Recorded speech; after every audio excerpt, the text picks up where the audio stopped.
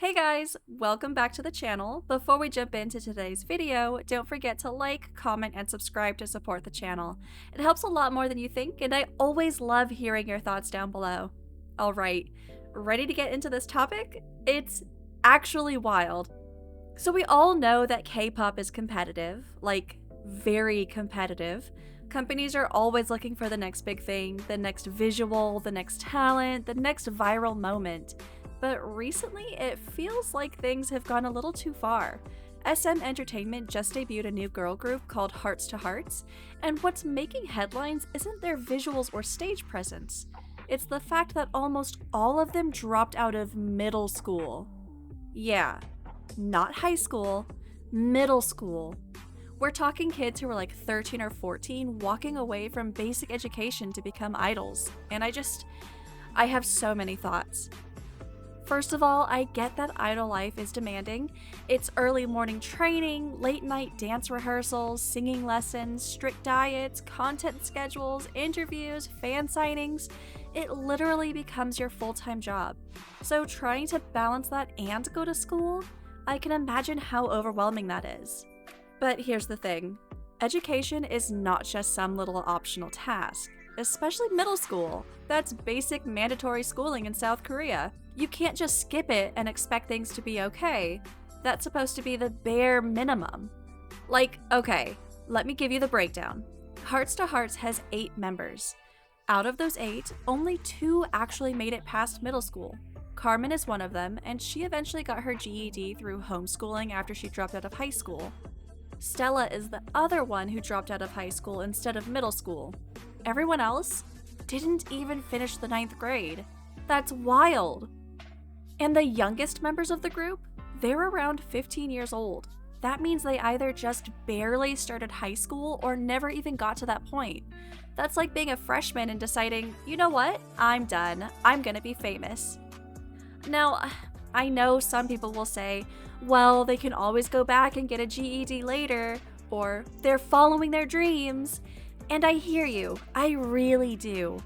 But let's be real for a second. Not everyone who debuts makes it big. Not everyone becomes a Jennie or Taeyoung or Jisoo. The sad truth is that many idols train for years, debut, and then quietly fade away without ever getting that big break. So then what? They have no diploma, no education, and no real job experience outside of idol work. What are they supposed to do after that? It just feels like we, as fans, need to start drawing a line. Because yeah, it's exciting to see new groups debut, it's fun to follow their journey from trainee to idol, but we can't ignore the cost. And if the cost is a kid's education, then maybe it's not worth it. And let's talk about the pressure these kids are under. Imagine being 13 and already having to worry about whether your looks are good enough for debut, whether your vocals are strong enough, whether your dance is perfect. On top of that, you're trying to study algebra? It's just too much.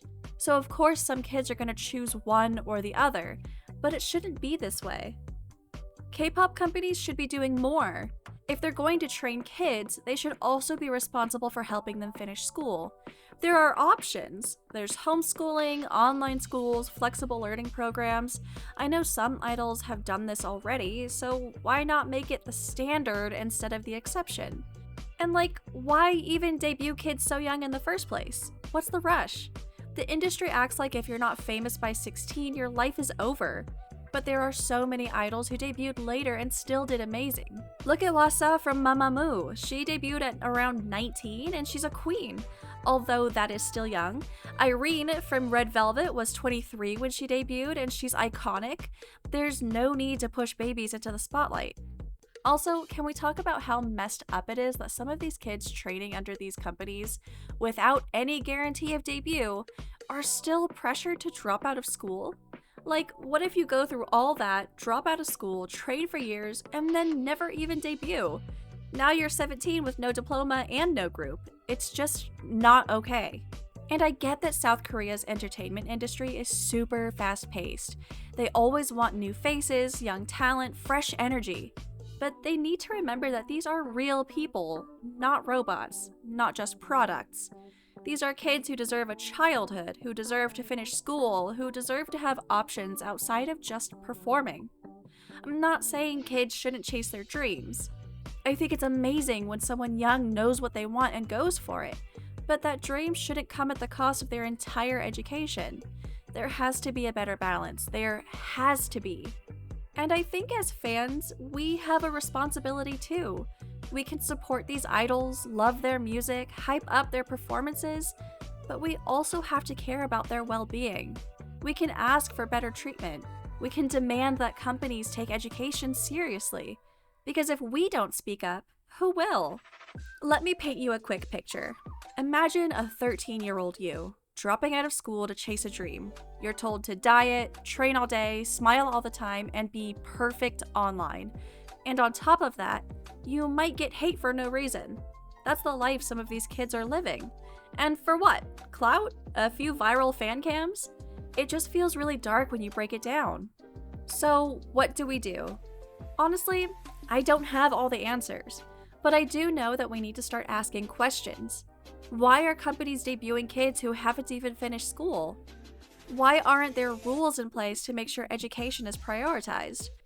Why do we act like 14 is the perfect age to be famous when it's literally the age where most people are just trying to pass math class?